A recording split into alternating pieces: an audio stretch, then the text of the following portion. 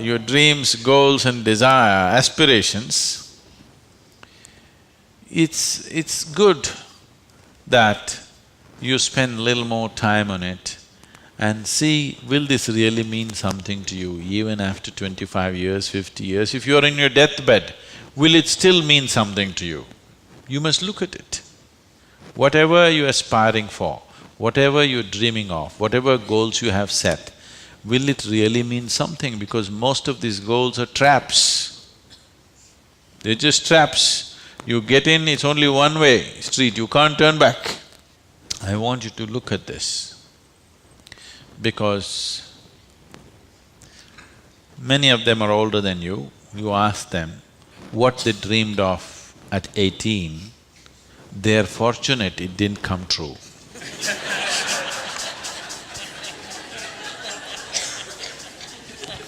Yes or no? If everything that you desired and dreamed came true in your life, could you live with it? Fortunately, many of those things got filtered and never came true, isn't it? So, it will be very good if anybody of your age, if they want to decide and fix the goals of their life, it'll be very good if they take a break from all influence that's around them. Social influences, family influences, other influences, withdraw somewhere, that's why an ashram. Withdraw somewhere, sit down, meditate, bring yourself to a certain level of clarity and joy. When you're very happy and clear, you must decide. Not in desperation, you set goals. Desperate goals that you set will mean a lot to you at that moment. Tomorrow morning you look, you don't know why you're tangled up with it. So, it'll be good. If you're fixing your life, it's best that you do it when you're very, very peaceful, happy and clear-headed, isn't it? Not influenced by anything around you, simply by yourself. Sit and decide what is it that you really want to become in your life. What is it that will be of enduring value for you, not for somebody else, for you. And you don't have to build a personality for that, you strive for that. The necessary persona will come. You must understand what a personality is. The word personality comes from the word persona. Persona means in Greek or in Latin, I'm sorry, is a mask.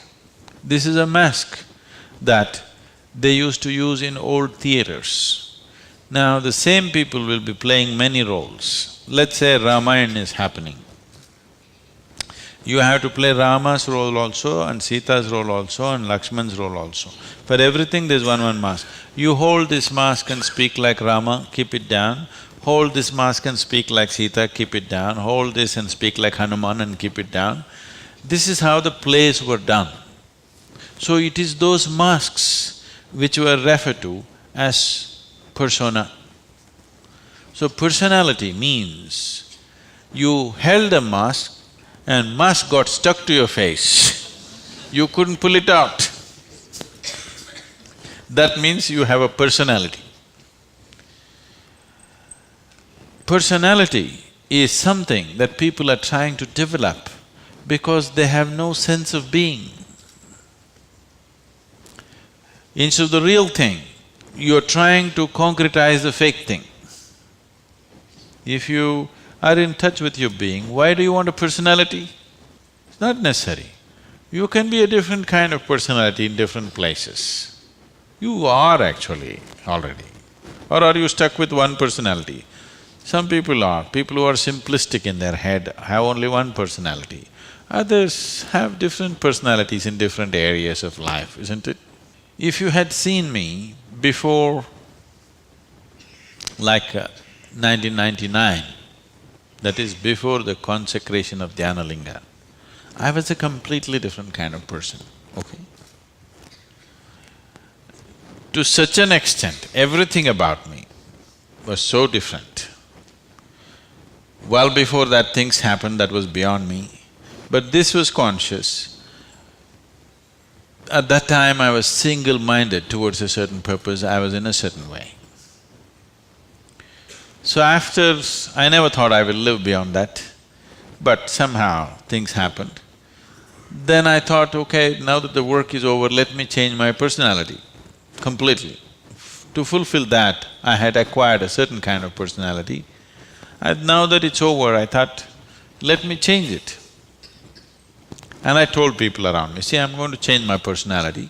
Don't be shocked, I'm still the same guy. They said, no problem, this. I said, just hang on, because things will change. Everything about me will change, the way I operate will change, the way I speak will change, the way I dress will change, the way I do, everything will change. They said, no problem, we know you, we love you with this. I said, that's okay, hang on tight, because when things change, people fall off. Lot of people fell off because they couldn't believe. Where is that person that they knew? That person just evaporated, you know This is a new person, they can't identify with this new person. I told them and changed. In spite of that, they fell off. So many of them. So many of them who were very dear to me and very close to me, they fell away because I changed so dramatically. And I told them I'm going to change because one phase of work is over, now it's time to change my personality. The way I look, the way I dress, the way I speak, the very way I am, everything about me. I even changed what food I like. I changed my personality, so I thought I'll change my food also. So personality is something that you have taken on, but you have become so unconscious about it that you think it's for real. You're asking how to develop, that means you're making it up, right? Another word for developing is making up, isn't it? You're making it up. Make it up whichever way is suitable for your kind of activity, but you must be able to keep it down. If it gets stuck to your face, then it becomes misery. Then all suffering will come to you. You can take on any kind of personality, but when you want to keep it down, you must be able to keep it down. There was a sage. He was so wise. People went to him and crowds gathered. Then the king went to him and the king saw such a wise man should be in his court. So he told the sage, you must come and become my chief minister, because a wise man like you shouldn't go waste sitting under a tree. You must be useful for the people. The sage said, see, that's fine, but I have a condition. You must give me a room in your palace where I will spend every day 1 hour. You should never peep into that room, you should never ask me what it's about, you should never break into it, nothing. This room should be left unexplored by yourself, your servants, your secret agents and everybody. King thought, that's not a problem. What's the problem with me? You want your room, why do I want to look into your room? Take it. Then whenever any important meeting is to come, this man who's sage, now who's become a minister, so he's wearing appropriate clothes for the palace, but he goes in to this room and locks himself for 1 hour and comes out. A few months and years passed, but then after that, king's curiosity, it even got us to Mars. He wants to know what the hell is he doing inside. So rumor started all around, oh, he's doing something, he's got somebody inside, maybe he's an enemy agent, he suddenly landed here, what is he doing there, what is he doing there? Everybody, the whole palace started buzzing around with what is he doing in this room. Everybody wants to see what's in the room, but it's always locked, he goes in, spends time there and comes out. Especially when something important is to be done, he goes in. All kinds of rumors happened. So, One day, king couldn't hold it. King asked this man, "I want to see what's in that room." He said, "Well, there's a promise you've given me. If you break the promise, I will leave."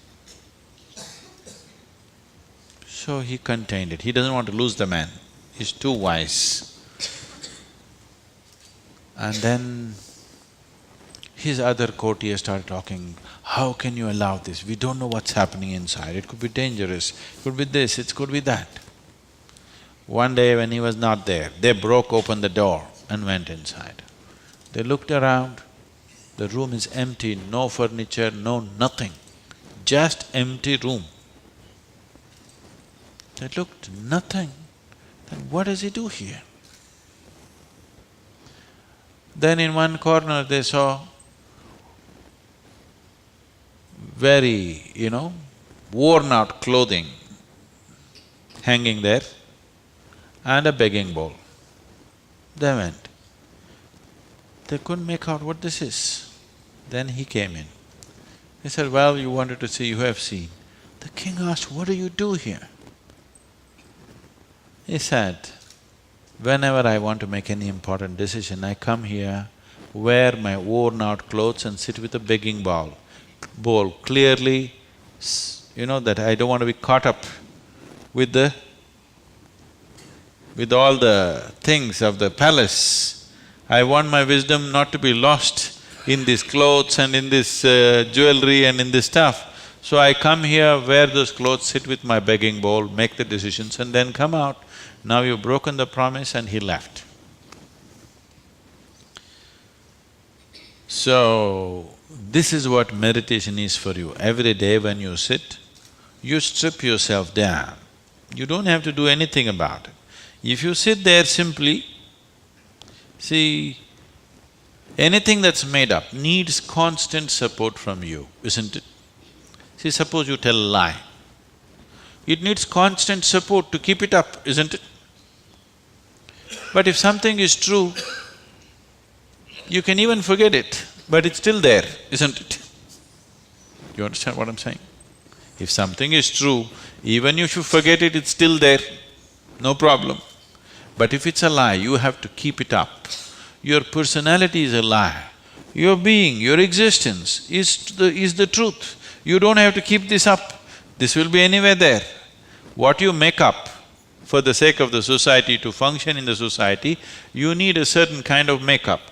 You must be able to keep it down. If you're going to bed fully made up, then something wrong with you.